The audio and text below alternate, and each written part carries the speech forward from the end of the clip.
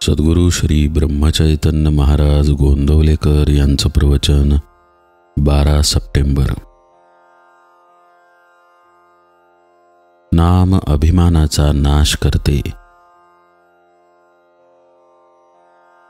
दुसऱ्याचे घर जळले हे कळल्यावर एकाने त्यास पत्र लिहिले की भगवंतावर विश्वास ठेवून समाधानात राहावे। पुढे त्याचे स्वतःचे पैसे बँकेत होते ते बुडाले तेव्हा तो रडू लागला।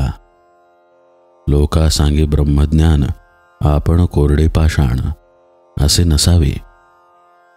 जे आपण दुसऱ्यास सांगतो तेच आपण आपणास सांगावे। माझे कर्तेपण मेल्याशिवाय भगवंत प्रसन्न नाही होणार।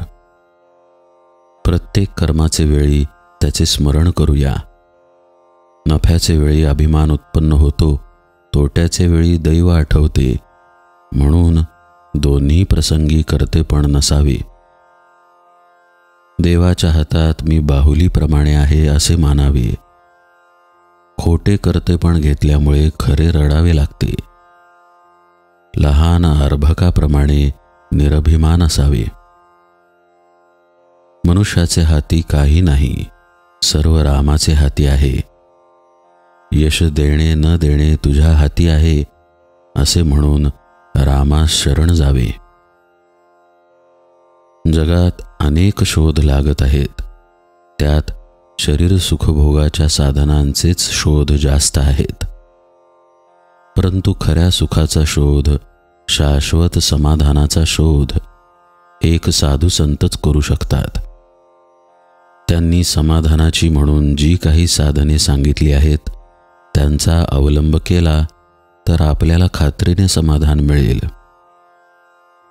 आज आपल्याला समाधान का मिळत नाही तर आपला अभिमान त्याच्या आड येतो। कर्म करीत असताना किंवा केल्यावर त्याबद्दल अभिमान झाला नाही तर आपल्याला भगवंताचे प्रेम लागून समाधानाची प्राप्ती होईल यात शंका नाही। किती साध्या गोष्टीत आपला अभिमान डोके वर काढत असतो पहा। एक गृहस्थ होते, त्यांना एक मुलगी होती। ती वयात आली, दिसायला ती साधारण बरी होती, जवळ पैसाही होता, परंतु त्या मुलीचे लग्न 5-6 वर्षे कुठेही जमू शकले नाही। पुढे तिचे लग्न झाल्यावर तो म्हणाला, माझ्या मुलीचे लग्न मी थाटात करून टाकले। त्यावर त्याला कुणी विचारले, मग 2-4 वर्षे आधीच का नाही केलेत? तेव्हा तो म्हणाला, त्यावेळी जमले नाही। मग आता जमले म्हण की, मी केले असे कशाला म्हणतोस? असो, अभिमान घालवायला भगवंताला मनापासून शरण जाणे हा उपाय साधू संतांनी स्वतः अनुभवून सांगितला आहे। एकदा माणूस एखाद्या घराण्याला दत्तक गेला की त्याच्या मुलाला काही त्या घराण्याचे नाव लावण्यासाठी पुन्हा दत्तक जावे लागत नाही।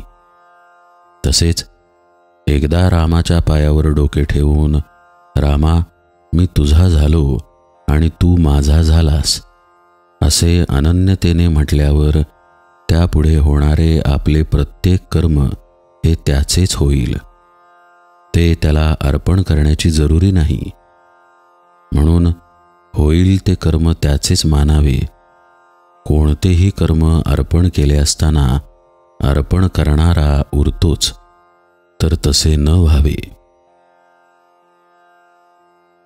सत्कर्माने अभिमान मरत नाही, भगवन नामाने आणि सत्संगतीने तो मरतो।